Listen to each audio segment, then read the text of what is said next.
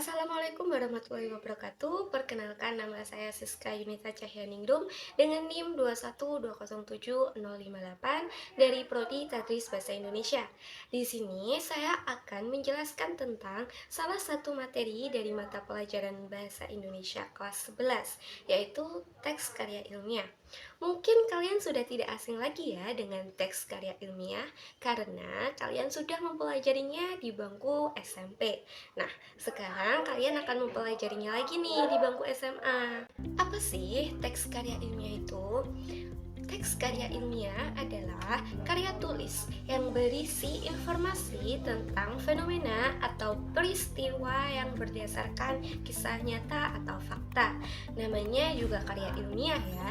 Jadi, fenomena atau peristiwa yang dipaparkan harus berdasarkan fakta. Nah, kita tidak bisa nih membuat teks karya ilmiah ini dengan imajinasi kita atau hayalan kita seperti kita membuat puisi, novel, atau cerpen, karena teks karya ilmiah ini tergolong teks non-fiksi. Kemudian, tujuan dari teks karya ilmiah ini adalah untuk mempublikasikan ilmu pengetahuan kepada masyarakat. Nah, nantinya nih, penelitian-penelitian yang akan kalian lakukan akan dijadikan sebuah karya ilmiah yang nantinya akan dibaca oleh masyarakat luas. Nah, kemudian apa sih ciri-ciri teks karya ilmiah itu? Ciri-ciri dari teks karya ilmiah yang pertama yaitu karya ilmiah ditulis secara sistematis, yang artinya karya ilmiah disusun secara teratur mulai dari awal hingga akhir. Ciri-ciri yang kedua yaitu karya ilmiah ditulis secara objektif, yang artinya fakta yang kalian paparkan atau data yang kalian paparkan harus sesuai dengan fakta. Yang ketiga, ciri-cirinya yaitu karya ilmiah harus masuk akal atau logis. Yang keempat, karya ilmiah harus ditulis dengan bahasa yang baku dan harus sesuai dengan ejaan yang disempurnakan. Jadi, karya ilmiah ini tidak boleh nih ada majas atau makna konotasi lainnya. Dilihat dari bentuk penyajiannya, karya ilmiah ini terdapat 3 bentuk atau 3 macam, yaitu karya ilmiah populer, karya ilmiah semi formal, dan karya ilmiah formal. Karya ilmiah formal ini biasanya dapat kalian temukan di skripsi, tesis, disertasi, atau buku. Nah, dalam bentuk ini, karya ilmiah strukturnya disusun secara lengkap, mulai dari judul, kata pengantar, halaman pengesahan, bahkan biodata penulis juga dicantumkan loh. Kemudian karya ilmiah semi formal. Dalam bentuk ini biasanya dapat kalian temukan di makalah, jurnal, atau laporan penelitian.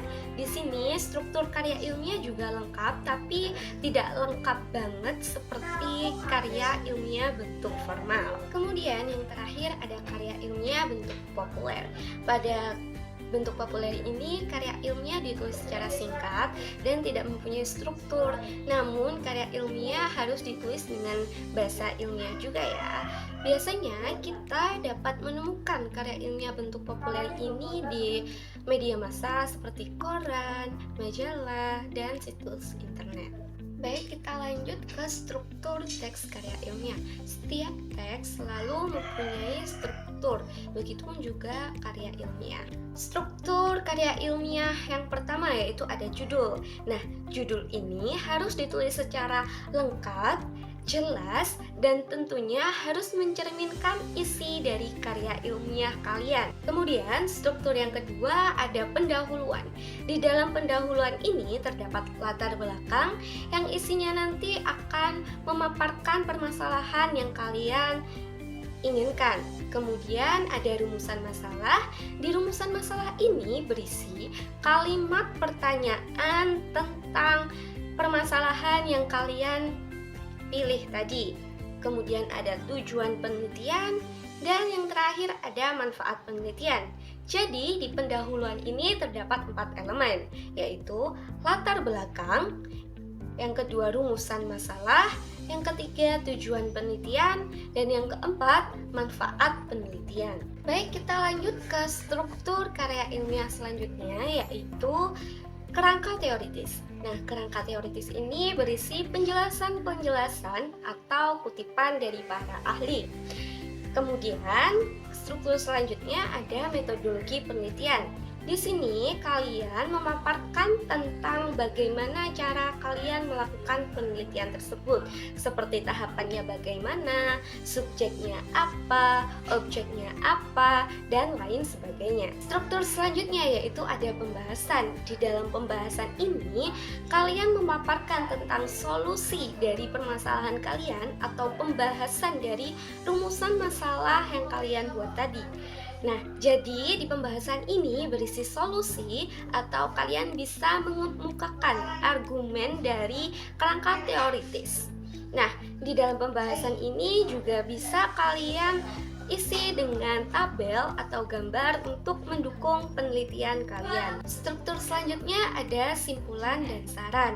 Nah, simpulan ini berisi penjelasan kembali mengenai pembahasan yang kalian tulis.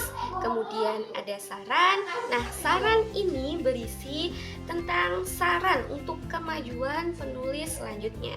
Nah, yang terakhir ada daftar pustaka dan lampiran jika ada. Nah, tadi kan kita sudah membahas tentang pengertian, tujuan, ciri-ciri, struktur, dan bentuk karya ilmiah.